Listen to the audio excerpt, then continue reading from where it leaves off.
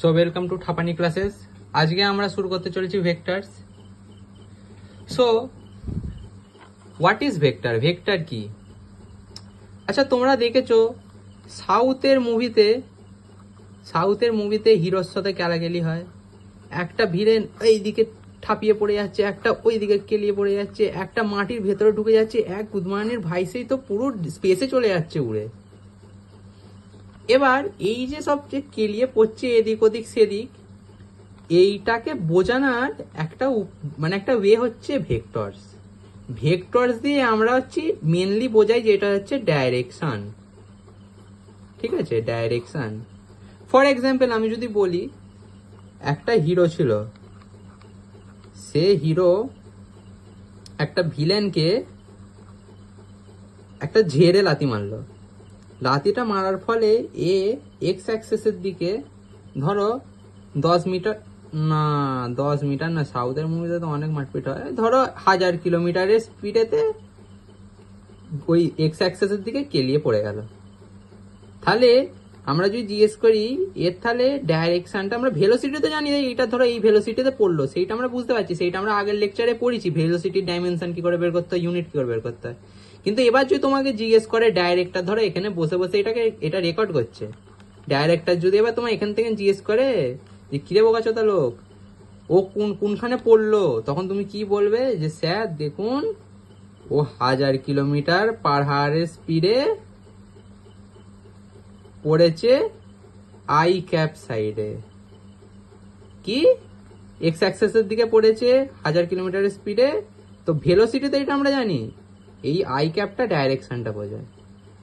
কোনো টপার বোকাচোদা জিজ্ঞেস করবে ভি এর মাথায় ডান্ডিটা কি, এইটা তোমার পেছনে ভরে দেবো, টপারদের জন্য ভিডিওটা নয়, এটা ব্যাক বেঞ্চারদের জন্য। কোনো ভালো ব্যাক বেঞ্চার যদি জিজ্ঞেস করে যে দাদা এইটা এই দাগটা কিসের, এই যে অ্যারো মতো সাইনটা কিসের, এইটা হচ্ছে ডাইরেকশনটা বোঝায়। বুঝলে তো, এইটা হচ্ছে ডাইরেকশনটা বোঝায়। এবার 4টে ডাইরেকশন হয়, আমরা যেমন জানি, আমরা সব গ্রাফ পড়েছি, এক্স ওয়াই আর জেডও হয়, জেড অ্যাক্সিসও হয়। ঠিক আছে, এইসব আঁকার উল্টো পাল্টা মানে বের করবে না, আমি স্ট্রিক্টলি এইগুলোকে অপছন্দ করি। আই ক্যাপ, এক্স কে বলা হয় আই ক্যাপ, ওয়াই কে বলা হয় জে ক্যাপ, জেড কে বলা হয় কে ক্যাপ। কেন বলা হয়? সায়েন্টিস্টদের গান পেঁয়াজি এইটা। ঠিক আছে, সায়েন্টিস্টদের গান মাস্তির জন্যই এই সব নামগুলো দেওয়া হয়েছে, এমনিতেও মিটে যেত ঝামেলাটা এক্স ওয়াই জেড বলে, ওদের গান পেঁয়াজি বেশি, তো এই জন্য এইগুলো নামগুলো দেওয়া হয়েছে।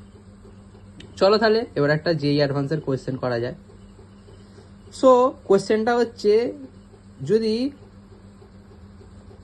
ধরো এইটা একটা হচ্ছে, এটা এক্স অ্যাক্সিস, এটা ওয়াই অ্যাক্সিস, আর ধরো এই ওয়াই অ্যাক্সিসে যেটা আছে, এইটার ধরো স্পিড দেওয়া আছে, ভেলোসিটি দেওয়া আছে 10, এই ওয়াই এক্স অ্যাক্সিসের দিকে যেটা আছে সেইটারও ধরো সেই ভেক্টরটারও স্পিড দেওয়া আছে 10। আবার বলছি, ওয়াই অ্যাক্সিসের দিকে ভেক্টরটা স্পিড যদি 10 হয়, এক্স অ্যাক্সিসের ভেক্টরটা যদি স্পিড 10 হয়, তাহলে বলো এর রেজাল্টেন্ট কত হবে?